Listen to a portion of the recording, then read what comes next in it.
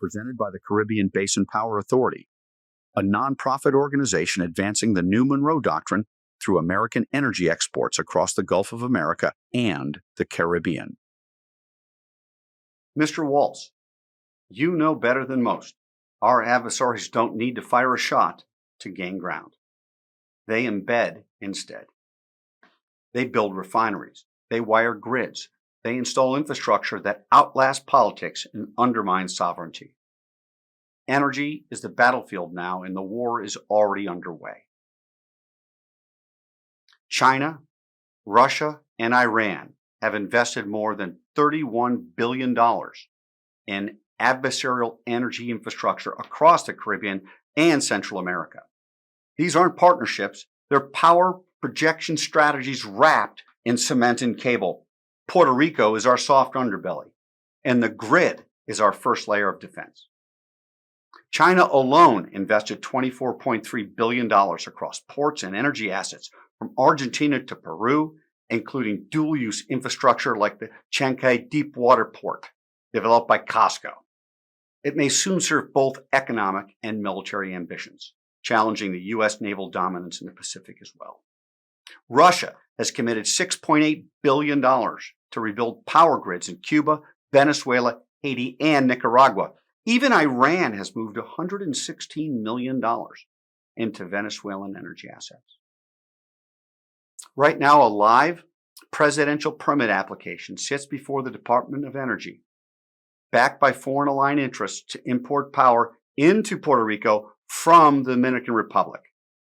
Their cable designs are already underway. And while adversaries build corridors, the U.S. footprint, how much did we invest?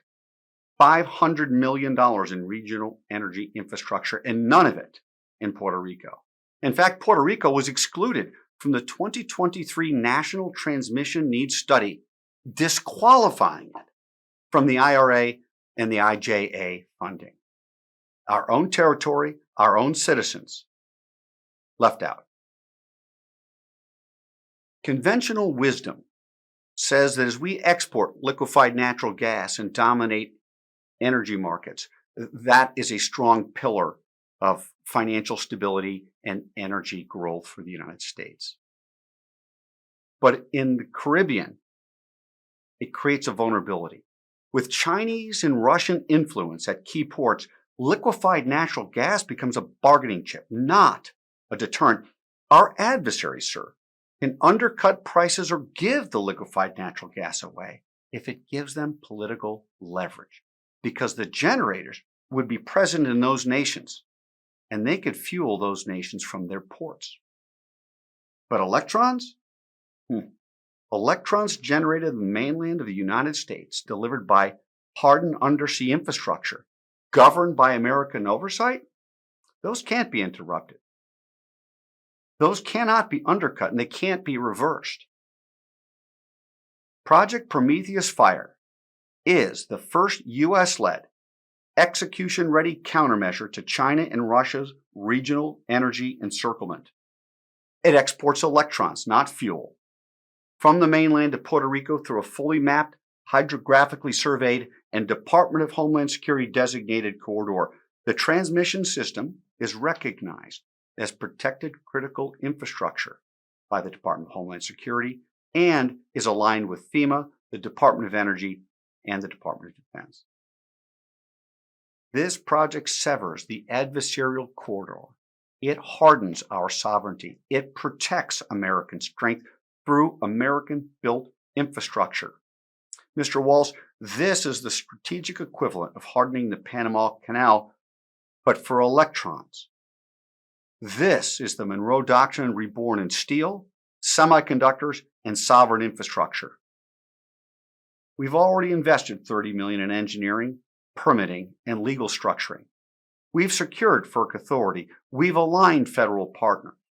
The cable system has been mapped. The hydrography has been done. The corridor is aligned, and all that remains is the interagency system that enables deployment.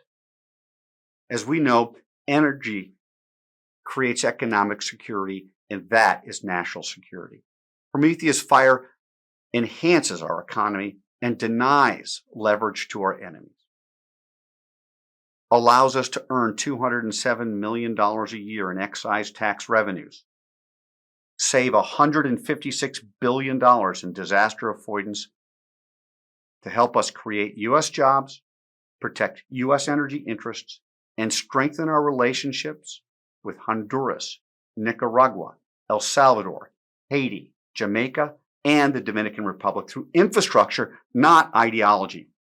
Mr. Waltz, this project is lawful, shovel-ready, strategically aligned with the President's January 20th Energy Emergency Declaration.